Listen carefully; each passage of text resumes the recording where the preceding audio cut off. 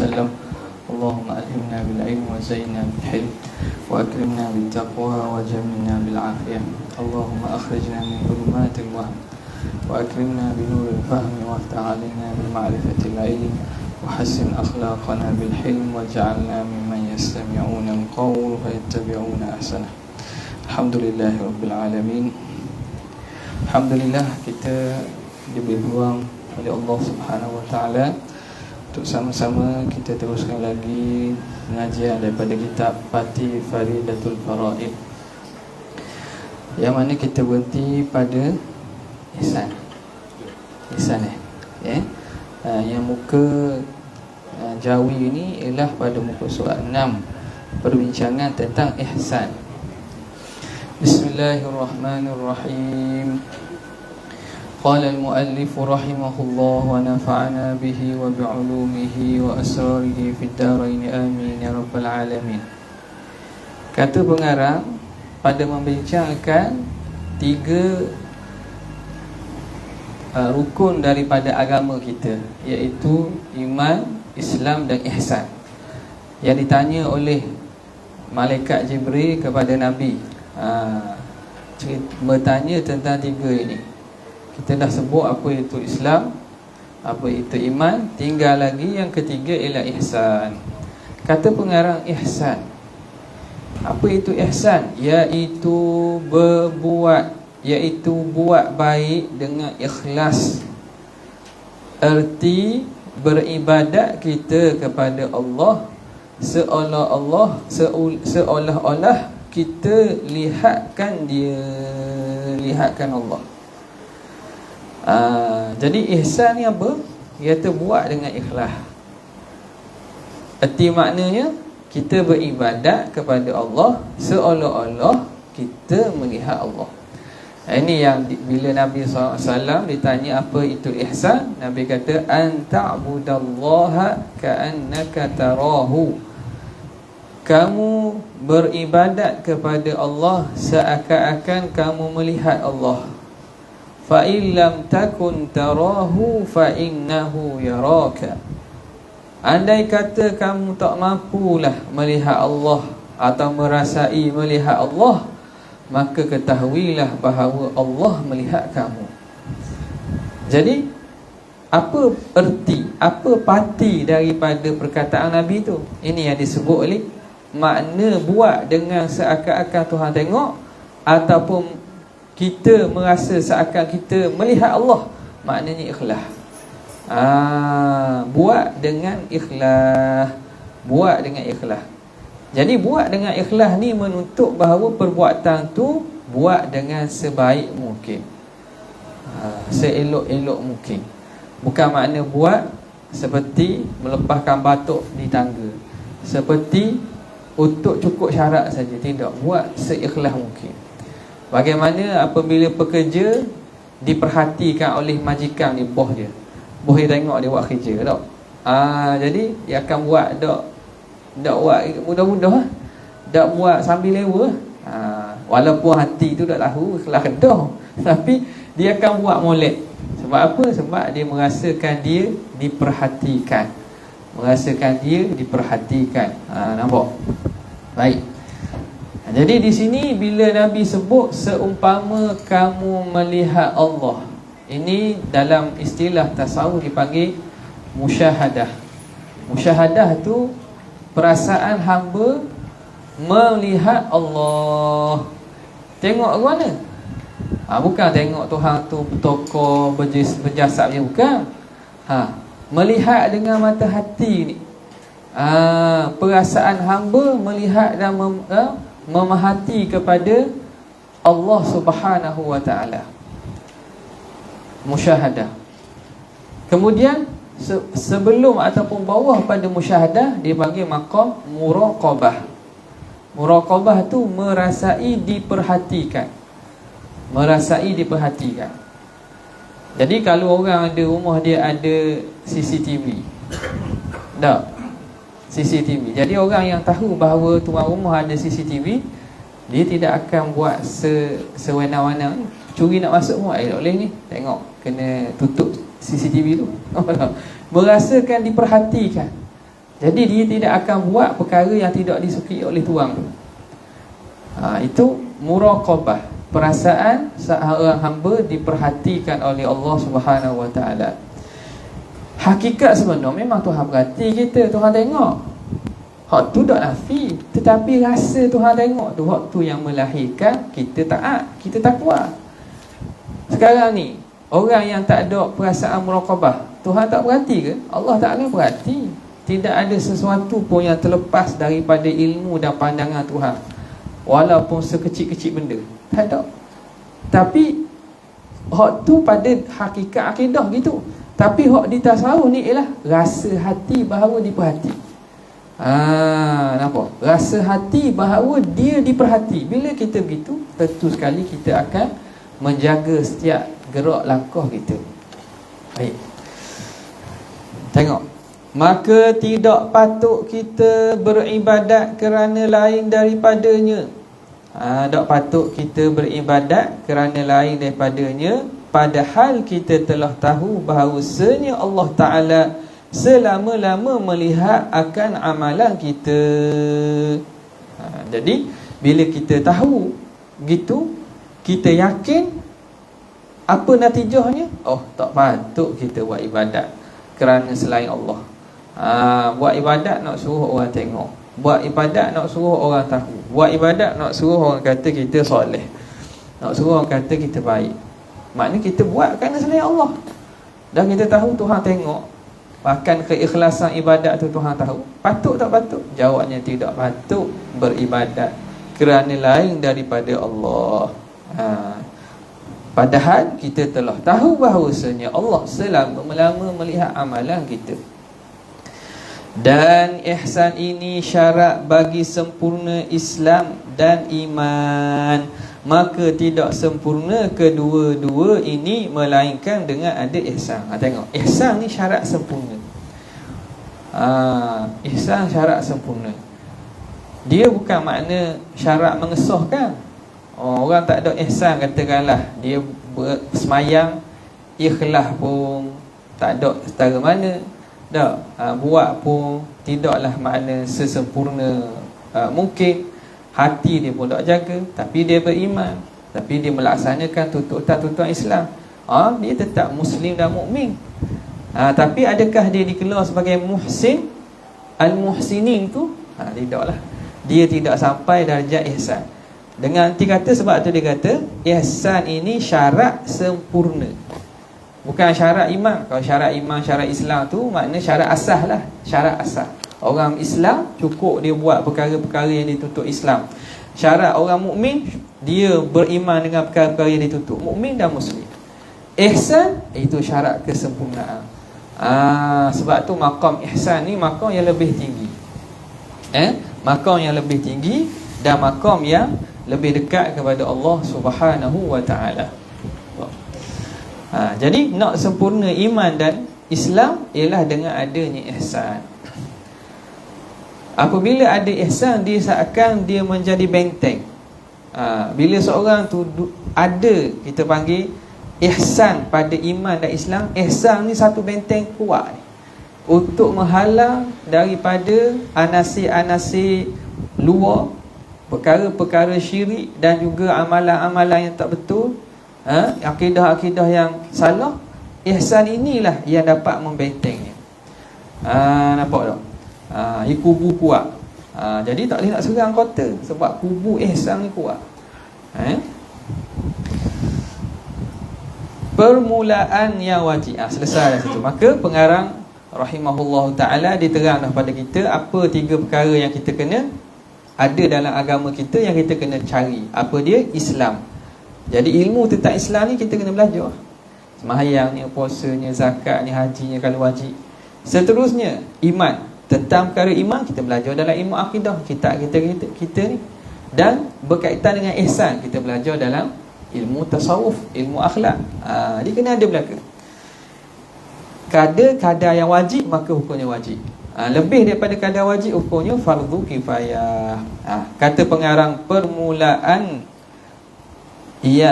permulaan yang wajib. Okey. Okey, sekarang ni dia bincang apa benda-benda yang wajib. Ni masuk dah ni. Awal wajibin ala kulli mukallafin. Perkara pertama yang wajib ke atas mukallaf. Benda.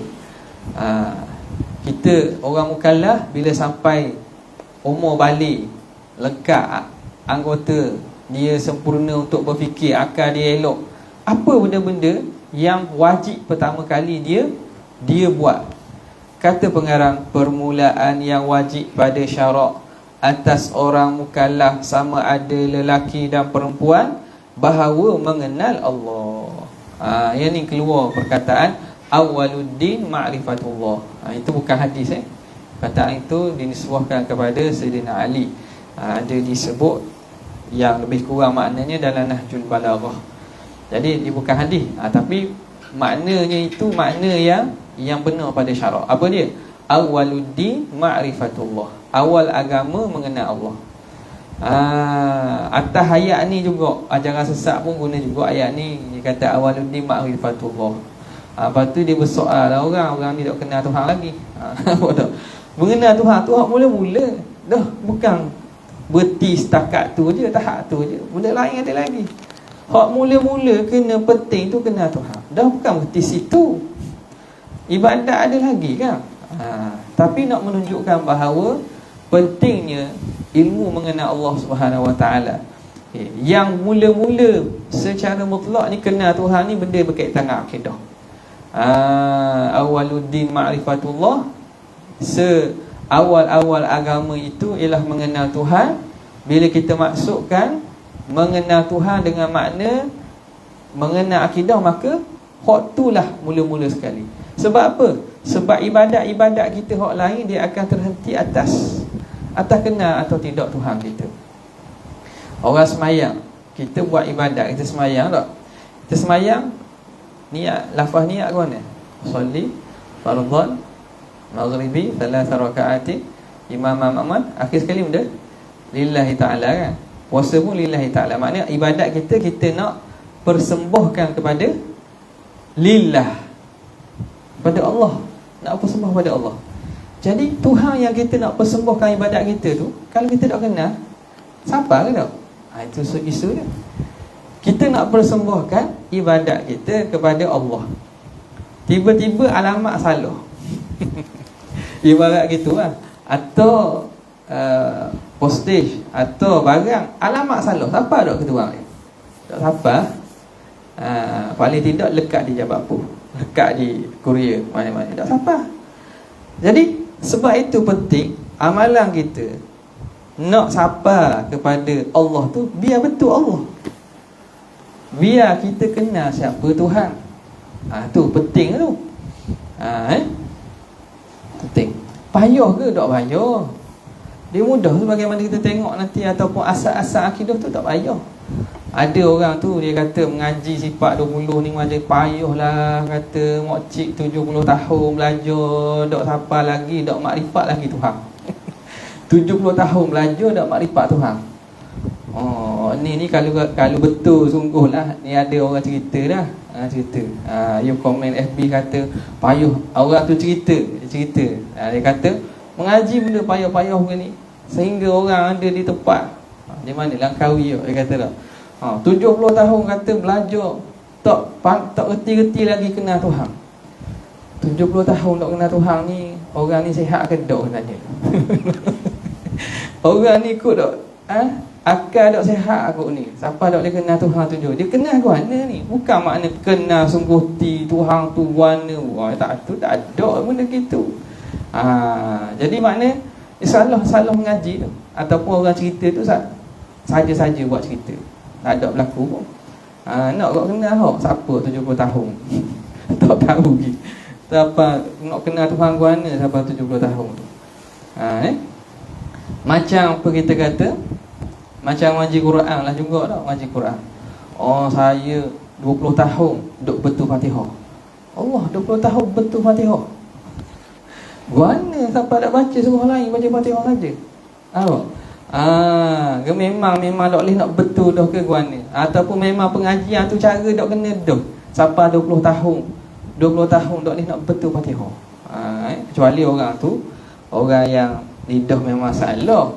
Kalau dalam keadaan normal biasa, bila kita latih-latih, tak payah. Benda itu boleh dilatih. Baik. Tengok.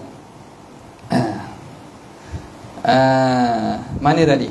Dia kata permulaan yang wajib pada syarak, awwalu ma yajibu ala kulli mukallaf, perkara mula-mula yang wajib atas mukallaf, atas orang mukallaf, sama ada lelaki dan perempuan, tak kira lah lelaki perempuan, bahawa mengenal Allah.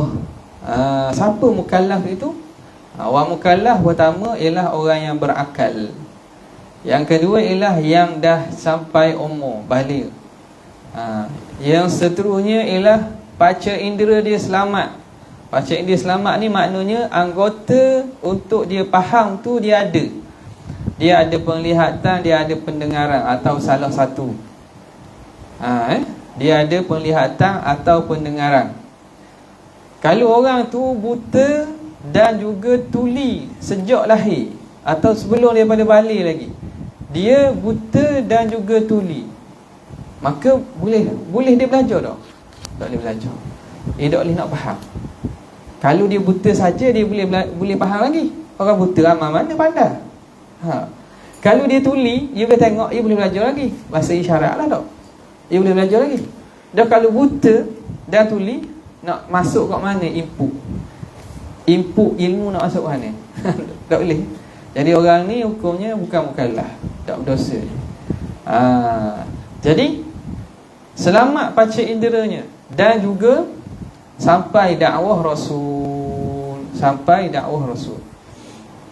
Maknanya seruan Islam tu, ni kalau orang yang belum asalnya Islam. Kalau yang dah lahir daripada ibu bapa atau salah seorang Islam, hak tu tak syarat lah dia sampai dakwah memang dia Islam daripada keturunan ni. Apa tak? Islam daripada keturunan dia lagi, Islam baka. Ni kalau tak pernah dengar ni Islam tu apa, duduk di pedalaman Amazon, kena tinggal sejak kecil, keluarga segala bela mau beli. Contoh. Ataupun adalah di mana-mana tempat yang tak pernah sampai maklumat apa itu Islam, apa itu iman Tuhan tu apa, tak pernah sampai langsung. Maka orang ini tidak mukallaf. Orang ini tidak ditaklifkan. Dah dia tak kenal Tuhan, tak dosa. Allah Ta'ala tidak menzalimi orang yang tidak sampai kepadanya seruan. Sebagaimana Allah Ta'ala sebut, وَمَا كُنَّا مُعَذِّبِينَ حَتَّى نَبْعَثَ رَسُولًا. Tidaklah kami mengazab sesuatu kumpulan, seseorang, hatta nab'atha rasula, sehingga kami utuskan rasul. Rasul telah wafat, orang yang menjalankan tugas rasul, para alim ulama, para pendakwah, wasilah ilmu tu siapa? Ada buku boleh baca, ada sumber media boleh tengok, ada internet boleh dia search dan seumpamanya. Apabila cukup syarat ni, orang tu mukallaf. Orang itu mukallaf. Bila mukallaf, dia tak kenal Tuhan tak. Maknanya apa dia? Dia telah cuai terhadap tuntutan diri dia. Allah Ta'ala menuntut dia kenal Tuhan, tuntut dia kenal siapa pencipta dia, apa tanggungjawabnya. Tiba-tiba dia tidak mencari dan mempelajari untuk mengenal Tuhan, maka dia telah cuai pada tanggungjawab. Maka kalau Tuhan seksa dia, tak ada salah pun, tidak ada zalim pun. Kerana apa? Kerana dia sendiri yang menzalimi diri dia. Inna Allah la yadhlimun nasa syai'a walakinna nasa anfusahum yadhlimun. Tuhan tidak menzalimi satu pun kepada manusia, tapi mereka sendiri manusia yang zalim pada diri mereka. Jadi pertama mengenal Allah. Kenal, dia akan terang pula apa makna kenal ni. Laki dan perempuan. Ada lagi, kalau ada khusam masuk jugalah. Masuk juga sini. Erti mengetahui akan segala hukum sifatnya dan segala hukum ketuhanan, dan mengetahui barang yang bergantung dengan rasul-rasul. Gitu. Sekarang ni kita nak kenal Tuhan. Kenal kat mana? Ni kena tahu ni kenal Tuhan ni. Dia kata saya kenal sungguh Tuhan. Mana? Nampak putih. Putih, cahaya. Tu macam tak orang nak kenal. Nampak tak? Nak. Dan ini macam-macam orang kata jumpa Tuhan dalam mimpi. Jumpa mana? Besar, putih. Itu kan Tuhan, tu hantu. Terbalik bagi Tuhan. Jumpa hantu tu. Jadi kenal Tuhan apa dia? Ni kena tahu. Artinya mengetahui akan segala hukum sifatnya. Kita tahu hukum sifat Tuhan. Jadi sifat Tuhan ni ada yang wajib, ada yang mustahil, ada yang harus. Itu makna hukum bagi sifat Tuhan. Mengetahui hukum sifatnya. Hukum sifat tu apa dia? Ni hukum sifat wajib, mustahil, harus. Apa sifat wajib bagi Allah? Apa sifat mustahil bagi Allah? Apa sifat yang harus bagi Allah? Dan segala hukum ketuhanannya. Hukum ketuhanannya. Ni merujuk kepada apa? Merujuk kepada istighna dengan iftiqar. Terkaya Allah daripada yang lain daripadanya, dan berhajat segala yang lain daripada Allah kepada Allah. Itu hukum ketuhanan. Nampak? Jadi apabila kita tahu ni, kita dah kira kenal. Ni tahap makrifat pada usuluddin. Makrifat pada usuluddin ialah kita tahu sifat wajib Tuhan, sifat mustahil, sifat harus. Kemudian Allah ni terkaya daripada yang lainnya. Mana Tuhan tak berhajat daripada selainnya. Segala selainnya yang berhajat kepada Allah. Dan mengetahui barang yang bergantung dengan Rasul-Rasul. Dan tadi berkait dengan ketuhanan, uluhiyah ketuhanan, atau ilahiyat ketuhanan. Sekarang ni an-nubuwat, tentang kenabian pula. Kan syahadah kita ada dua kalimah panggil kan. Ada dua komponen syahadah kan. Asyhadu alla ilaha illallah, itu bab Tuhan. Kemudian wa asyhadu anna Muhammadar Rasulullah, itu bab kerasulan. Jadi dua-dua ni kena tahu lah, barulah makna sah. Kalau orang yang tahu pertama saja, yakin yang pertama tapi tolak kedua, macam orang Yahudi, dia yakin Tuhan tu satu, Tuhan tu yang mencipta alam, Tuhan yang beri rezeki, Tuhan yang mengadakan syurga neraka. Dia yakin benda tu, tapi beriman tak beriman sebab dia tolak syahadah yang kedua, wa asyhadu anna Muhammadar Rasulullah. Jadi kerana itu antaranya ialah selain daripada kenal Allah, kenal dan mengetahui barang yang bergantung dengan Rasul-Rasul. Apa yang berkait dengan Rasul? Samalah tadi, perkara apa? Perkara wajib, sifat wajib bagi Rasul, sifat harus bagi Rasul, dan yang sifat mustahil bagi Rasul. Okay. Dan beriman dengan segala yang dibawa datang oleh Nabi. Beriman segala perkara yang dibawa datang oleh Nabi ni, dalam tu terhimpun sam'iyat, perkara-perkara sam'iyat, perkara ghaib. Beriman dengan syurga, neraka, jin, malaikat, hisab, mizan, suhuf dan seumpamanya. Jadi itu maksud mengenal Tuhan. Dan tidak wajib mengetahui hakikat zatnya. Hakikat zat Tuhan tak wajib. Bahkan ulama kata tak mampu nak tahu.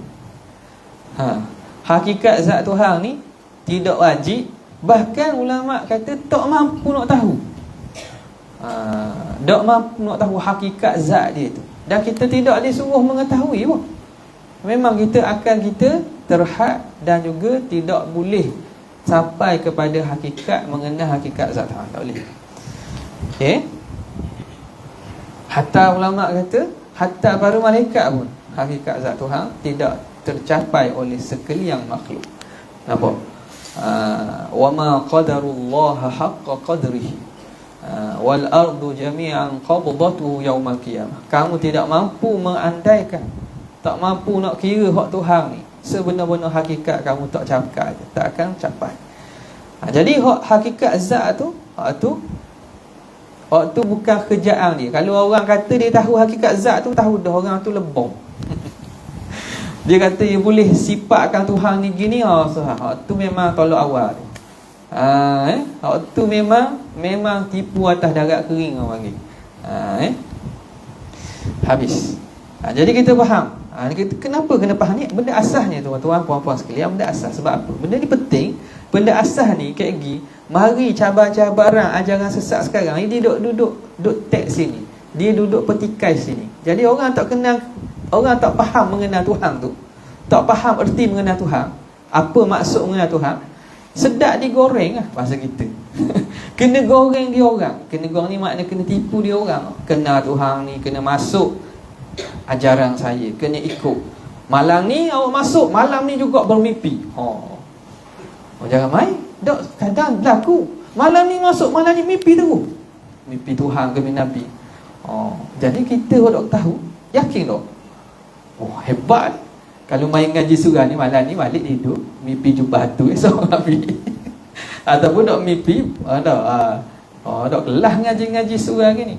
Jadi benda gini buat apa? Ni jarum jalan-jalan syaitan cuba nak merosakkan akidah umat Islam. Dia buatlah benda ni tak pelik. Mimpi-mimpi yang berupa-berupa begitu, syaitan boleh buat saja. Syaitan boleh menghasut dan juga mengaburkan orang yang tidur tu dengan macam-macam tanggapan. Apatah lagi kalau tu orang jahil tentang usuluddin, jahil tentang agama. Sebab tu kita tak pelik ramai orang ikut. Ramai tak ikut. Baik. Kerana yang baharu tidak boleh mengetahui hakikat yang qadim. Hakikat yang qadim. Tengok. Kok orang tanya, dah nak tahu juga boleh tak? Tengok tuan kitab kita khabar dah. Dok soh tebeng lah dia kata. Yang baharu tu makhluk. Al-hadith.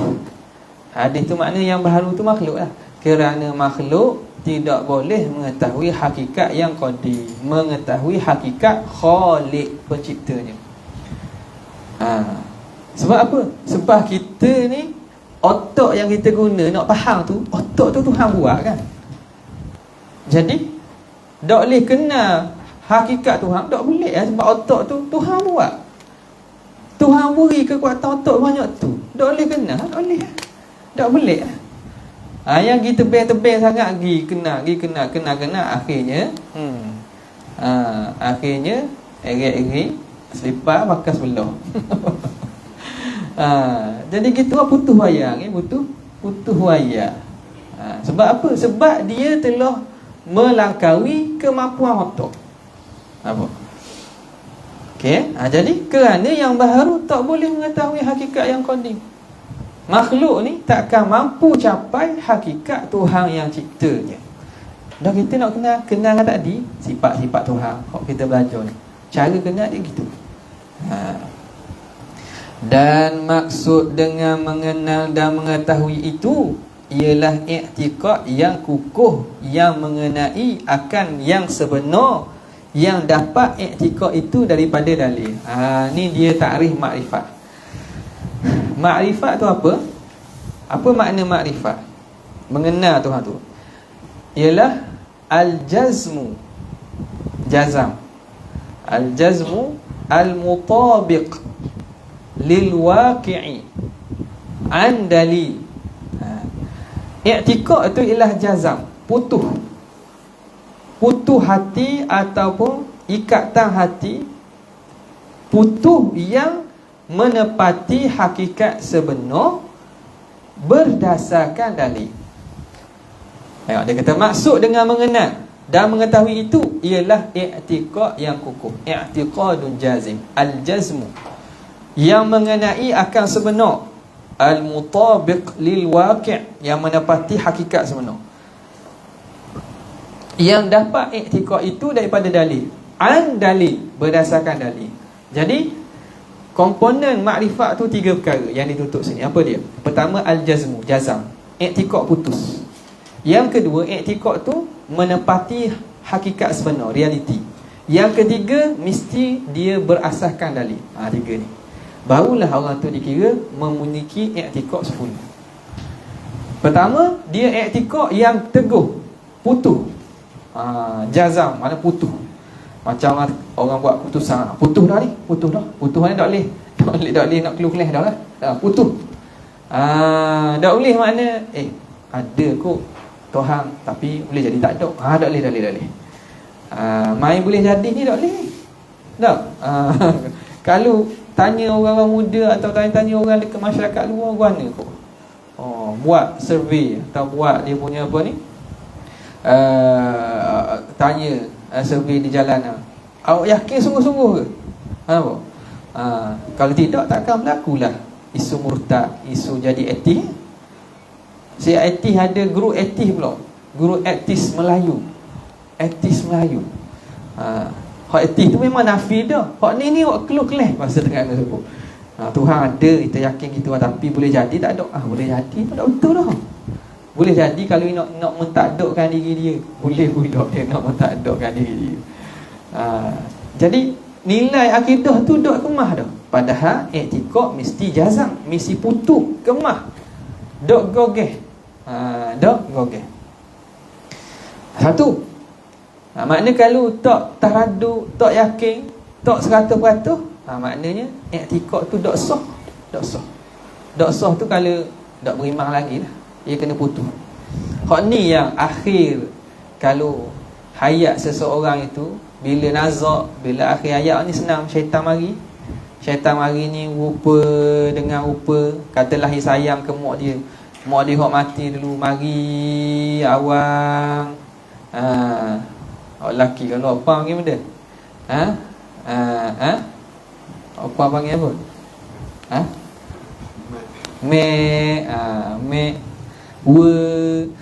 Macam tu. Mak ni nak ikut mak ni kena beriman gini, kena yakin gini. Syaitan mari berupa orang hak dia kasih, nak gugat iman pada saat akhir. Waktu paling penting. Dah kalau orang tu di dunia dia sepanjang hayatnya tak ada keimanan teguh dah, tidak kuat dengan amalan soleh. Amalan ni dia jadi benteng ni. Bila kita baca semua ayat kursi, kita semayang semua, kita wirid, tanpa kita sedar tu benteng kuat tu. Dia menanam keimanan dalam hati tu. Tiba-tiba orang tu gitu, dah nampak orang yang disayang sebut gitu, marilah ikut tempat mak ni tapi kena ngaku gini-gini, kena akhirnya habis lucu iman. Akhir ayat, na'udzubillah min zalik. Akhir ayat lucu iman. Tanam kubur orang Islam pun benar tak ada apa-apa nilai. Na'udzubillah min zalik. Nampak? Jadi i'tiqad yang teguh, yang kukuh. Satu. Yang kedua, biar i'tiqad tu menepati yang sebenar, kena dengan sebenar, mutabiq lil waqi', menepati hak sebenar. Kalau yakin tapi tak betul, orang tak panggil i'tiqad betul. Macam orang Kristian, dia yakin betul Tuhan dia tu satu daripada tiga, Trinity. Dia yakin ni, tak mau ubah dia. Kita debat-debat pun dia tolak je, macam-macam hujah. Dia yakin betul, tapi keyakinan tidak menepati yang sebenar, tidak dikira makrifat juga. Ahli falsafah dia kata alam ni qadim juga. Alam ni bukan Tuhan buat. Alam ni ada sejak asal dah, bukan Tuhan buat. Dia yakin betul-betul gitu. Tapi keyakinan ni tidak menepati realiti hakikat sebenar, bukan makrifat juga. Dan yang seterusnya ialah berdasarkan dalil. Mesti ada dalil. Ni nak mengeluarkan daripada taklid. Kerana iman muqallid ini, iman orang yang bertaklid, fi khatar, dalam bahaya. Orang yang bertaklid ni iman dia walaupun ada khilaf, sebab ada khilaf lah. Bahaya tu pertama sebab ada khilaf. Yang kedua bahaya kerana senang untuk diragui. Orang taklid mana ikut betul. Dia bukan yakin kerana dia cari sendiri dalil, dia jumpa sendiri dalil, bukan. Dia beriman kerana dah mak ayah dia beriman dah. Tok guru ustaz dia kata gitu, dia beriman. Apa dalil? Tak tahu. Kita ikut lah, dah kita orang Islam. Kita orang Islam kan. Jadi kita ikut je. Jadi dia sendiri tu tak ada pegang pada dalil bukan model payah, bukan macam dalil kena tulis. Tak, dalil asal je pun. Sebagaimana yang akan diterang nanti lah. Dia tak ada dalil langsung, dia memang ikut betul-betul. Jadi orang gini ada khilaf pada masalah sah tak sah iman dia. Qaul Mu'tamad mengatakan iman dia sah kalau yakin dia tu betul-betul kemah. Maknanya katakanlah orang hak dia ikut tu berubah, dia tak berubah. Tak, katakanlah dulu dia ikut tok guru ni, ustaz ni, percayalah Tuhan tu satu, Tuhan tu tidak bertepat, Tuhan tu tidak ada anggota. Tiba-tiba tok guru dia jadi sesat. Tok guru jadi sesat, dia tak berubah. Di makna dia taklid tu taklid sungguh. Kalau orang yang dia ikut tu berubah, dia takkan berubah. Kalau taklid gitu, kalau taklid gitu sah lah. Tapi payahlah gitu. Kalau kita taklid ikut orang, maknanya biasa kalau orang yang kita percaya tu berubah juga kita. Nampak tak? Berubah juga kita. Dulu ikut haluan kanan, lepas tu lama-lama tu kepala ikut haluan kiri juga. Sebab orang belakang ni kadang ikut ketua je. Ikut ketua. Nampak? Jadi dalam bab akidah, taklid yang betul-betul kemah, pandangan muktamad kata sah. Cuma dia berdosa kalau dia mampu belajar dalil, mampu mencari dalil, dia tidak cari dalil, hukumnya berdosa. Kalau dia memang tak mampu dah, orang tua sangat dah, ataupun belajar pun memang tak lepas, bilang pun boleh bilang cukup jari tangan kaki 20, lebih 20 bening lah. Nampak tak? Tak boleh, tak mampu untuk faham lebih ada tu, orang macam tu dimaafkan. Okey, i'tiqad daripada mendapat i'tiqad itu daripada dalil. Isyak berapa? Cikgu? Sikit lagi. Okey. Nampak? Jadi isu muqallid, imam muqallid, iman orang bertaklid. Iman orang bertaklid. Sebab itu in kullu man qallada fit tauhidi imanuhu lam yakhlu min tardidi. Kerana setiap orang yang bertaklid dalam masalah tauhid, imanuhu, keimanannya, lam yakhlu min tardid, tidak sunyi daripada ada keraguan. Itu bahaya juga taklid ni. Sebab itu pandangan yang kedua mengatakan taklid tidak sah. Imam orang taklid ni tidak sah. Walaupun itulah bukan pandangan muktamad, pandangan yang sah, tapi bahaya tak bahaya taklid ni kerana boleh didatangi oleh keraguan. Yalah, kalau orang tu dia sendiri bukan cari dalil, tak, memang boleh ragu. Contoh kita kata nampak anak bulan Zulhijjah lagi. Kita tak tahu nak tengok anak bulan ke mana, di sudut di bahagian barat, tenggelam matahari sudut berapa, kat mana nak tengok, tak tahu. Kita ikutlah ahli falak. Kita ikut ustaz lah. Ustaz belajar falak. Ustaz ni belajar falak. Ustaz tu khabar kita, nampak dah anak bulan, esok 1 Zulhijjah lah. Kalau kita percaya semata-mata perkataan dia, kita panggil taklid. Kita percaya semata-mata perkataan dia, kita tak tengok lagi, tak? Itu panggil taklid tu. Taklid, percaya betul dia. Okey. Ini dalam masalah ni nak khabar beza taklid. Tiba-tiba dia khabar gini. Gini, mu nak kita tengok lah apa? Pergi naik atas bumbung, tengok matahari tenggelam, sudut katakanlah 5 darjah ke mana daripada tempat tenggelam, nampak. Dia pun pergi naik. Jadi apa tugas guru tadi, ustaz tadi? Dia tunjuk jalan. Jalan ni gini, tengok sini, nampak anak bulan. Kita pun kita tengok, ada sungguh anak bulan. Tu nak kita taklid dah. Walaupun mula-mula kita percaya cakap dia kan, tapi kita sendiri melalui proses tu. Kita cari sendiri dalil. Kita tengok sendiri anak bulan. Tapi kita nak siapa tengok tu, memang kena ikut cakap dia dulu. Sebab kita dah reti. Ikut cakap dia dulu. Pergi tempat ni, tengok matahari tenggelam, arah ni pusing ke sini sikit, ketinggian ni sikit, nampak. Kita naik-naik sungguh nampak. Orang tak panggil taklid dah. Kita dah tu ada dalil. Nampak? Jadi begitulah proses dalam akidah. Akidah ni kita belajar ni, kita taklid kepada Tuhan kita ke? Tuhan kita ni khabar, dalil ada Tuhan ni bergiam. Lepas tu dalil Tuhan ni satu bukan banyak, bergiam. Kita pun baca, kita rasa dan kita yakin. Kita pun fikir. Betul sungguh buat dia khabar tu. Maknanya dalil Tuhan kita dah. Ada dalil dah panggil. Kita tak panggil taklid. Taklid tu maknanya tak tahu dalil dah. Tak tahu nasib, pegang betul-betul lah. Dia kata gitu dah. Sekarang ni dia khabar kita dalil tu apa, kemudian kita pegang dan kita yakin dalil tu, kita ada dalil tu. Ada itu dikira dah berdasarkan dalil. Dan wajib pada syarak atas tiap-tiap mukallaf mengetahui hukum akal yang 3. Masuk hukum akal lah. Wallahu ta'ala a'la wa a'lam. Ada soalan?